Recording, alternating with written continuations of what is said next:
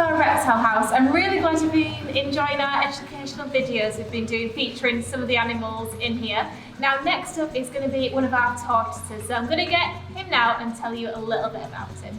Here I am with Turbo, who's one of two redfoot tortoises we keep here at Kellenhall Farm. So we have Turbo and his girlfriend Tilly.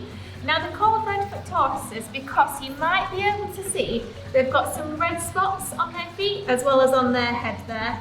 So that's how they got the name the redfoot tortoise. There is another species of tortoise around where they're from called yellowfoot tortoise, and they have yellow spots on their feet. So Turbo here is a boy, like I said, and you can tell the tortoises if they're a boy or a girl by their shell. So I'll show you that. So Turbo has two parts to his shell, like all tortoises. This top part is called the carapace, and the bottom part is called the plastron. Now on Turbo's plastron, it's concaved, and so it means it's indentated. And that's how you tell a male from a female, because that helps him team up with the ladies. Doesn't it, boy?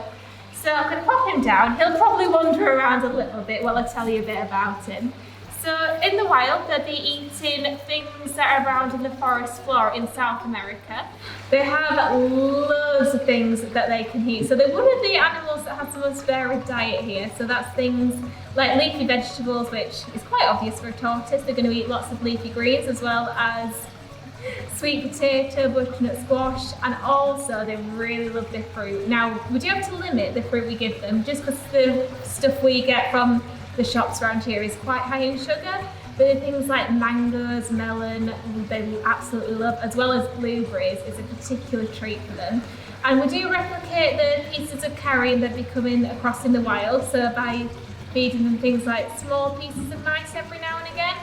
And like I said, they'd be getting insects as well a little bit, so things like worms and locusts I'd absolutely love if we can get it in the wild. A lot of people do think that you can tell a tortoise how old it is by just looking at the shell, and you can to an extent, like how big it's growing, but it's not 100% accurate because it depends a lot on the nutrition and what the tortoise is experiencing growing up. So we don't actually know that for Turbo and a lot of our animals because they are from a rescue centre. So we've had Turbo here just over 2 years now. He came along with his girlfriend. And we don't actually know how long he's going to live. So that's because redfoot tortoises, no one's really studied the average age they get to. We do think it's going to be over 50. So I just hope that we've got plenty of time left with him. A lot of people do think tortoises are one of the slower animals out there. And they're not going to be as quick as a lot of things, but he does get some speed up. There's a reason he's called Turbo.